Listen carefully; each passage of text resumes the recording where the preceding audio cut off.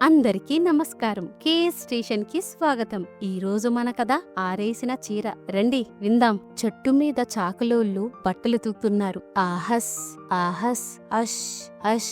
దోవతుల్ని, చీరల్ని, దుప్పట్లు, జంబు కానాన్ని తిరిగేసి బండలకేసి బాదుతున్నారు. ఓ పక్క ముసలి వెంకాయి పెద్ద బాణలో నీలుమందు కలుపుతూ, ఓర్ని ఎమ్మ, పోరగాళ్ళెవరో దీనికి బొక్క కొట్టారేవ్ అన్నాడు పెళ్ళం పోలేరమ్మతో. ఇంకెవరు, ఆ పూజారీది పోరగాళ్లే రాలు కొట్టుంటారు. అయినా జన్మంతా చిల్లి బానేనా, కొమ్మరాయనికి చెప్పి కొత్తది చెయ్యించరాదు అంది పోలేరమ్మ గుడ్డలు పిడుస్తూ. ఓసి పోలి, జన్మంతా నీతోనే కాపురం చేశాను కదా, నువ్వు ఓటిబానవైపోయావు, ఇంకోతిని కట్టుకోనేటి అన్నాడు బోసునోటి వెంకాయి. ఓ లబ్బా సంబడం అని మూతి విరిచింది పోలేరమ్మ.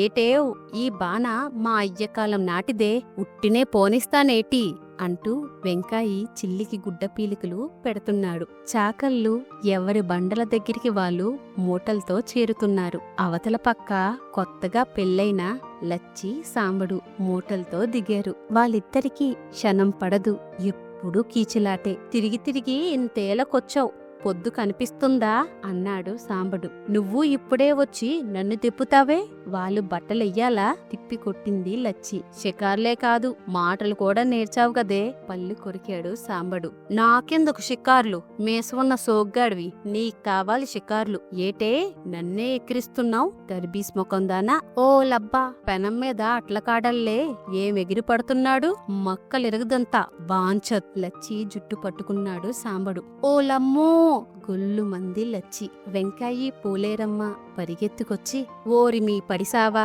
బట్టలు తడపకుండానే దెబ్బలాటేంట్రా అని ఇద్దర్నీ విడదీసి పనికి పురమాయించారు. లచ్చి, సాంబడు మాట్లాడుకోకుండా బట్టలు దూతున్నారు. మనసుల్లో ఒకలి మీద ఒకలికి ఎందుకో కసి. ఈ పెళ్లి ఇద్దరికీ ఇష్టం లేదు. పెద్దలు పట్టుబడి ఇద్దరికీ ముడేశారు. లచ్చి సన్నగా ఉంటుంది, సాంబడికి బొద్దుగా ఉన్న ఆడపిల్లంటే ఇష్టం. లచ్చి జడ చిన్నది, సాంబడికి పొడిగాటి జడ ఉన్న పిల్లంటే మనసు. ఆడపిల్ల గజ్జెల పట్టీలు పెట్టుకుని నడుస్తుంటే సాంబడు గుండెలో మువ్వలు మోగుతాయి. సాంబడు కొనిచ్చిన లచ్చి గజ్జీల పట్టీల అవతల పారేసి కడియాలు పెట్టుకుని తిరుగుతుంది టంగ్ టంగున. లచ్చికున్న ముక్కు బేసరి, దుద్దులు సాంబడికి బాగుండవు. అందుకే లచ్చంటే చికాకు, కోపం, అసహ్యం. దాని మాట, పలుకు, నవ్వు, అది చేసిన పచ్చడి. చీచి.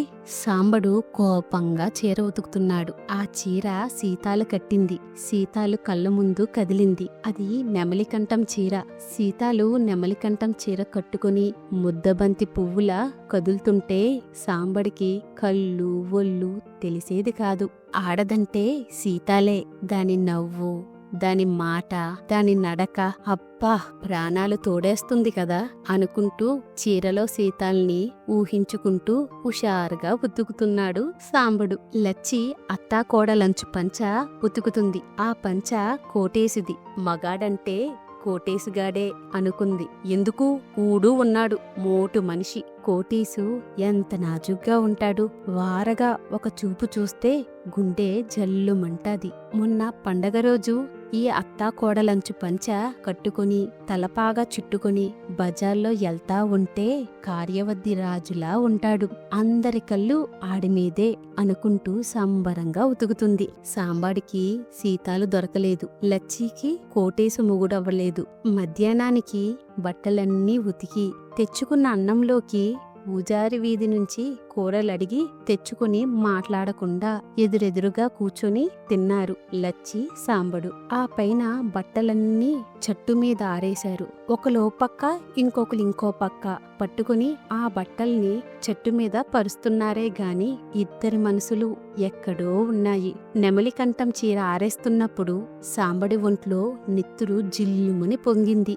అత్తాకోడలంచు పంచ పరిచి ఎగిరిపోకుండా రాళ్లు పెడుతుంటే లచ్చికి పాలిండ్లు పొంగాయి. సాయంకాలానికి ఆరిన బట్టలన్నీ మడతేశారు లచ్చి, సాంబడు. సూర్యుడు అస్తమించబోతున్న వేళ ఇద్దరూ ఉతికిన బట్టల్లో నచ్చినవి తీసుకుని కట్టుకున్నారు. ఆశ్చర్యం, సీతాలు నెమలికంఠం చీరలో లచ్చి అందంగా కనిపించింది సాంబడికి. కోటేశు అత్తాకోడలంచు పంచ కట్టుకున్న సాంబడి వైపు ఆశగా చూసింది లచ్చి. మోటెత్తు అంది లచ్చి. సాంబడు మోటెత్తి ముందుకొచ్చి లచ్చిని ముద్దు పెట్టుకున్నాడు. లచ్చి తోసేలేదు, పెదవులందించి తృప్తిగా నవ్వింది. అదండి కథ.